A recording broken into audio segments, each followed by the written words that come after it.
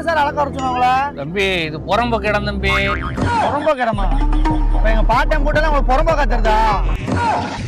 தம்பி நீ அமைதியா இருந்தனா சென்ட்டுக்கு 5000 வாங்கி தருவேன். அப்படி இல்லைன்னா ஃபுல்லா 8 வழி சாலையை போட்டு முடிச்சு விட்டுருவேன். இடத்த ஃபுல்லா பாத்துக்க.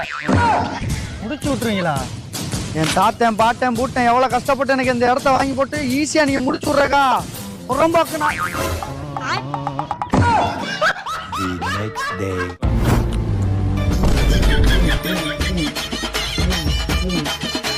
சாமி சாமி அவன் தான் சாமி என் இடத்த புறம்போக்கு கடன் சொல்லி ஆட்டை போட வந்தான்.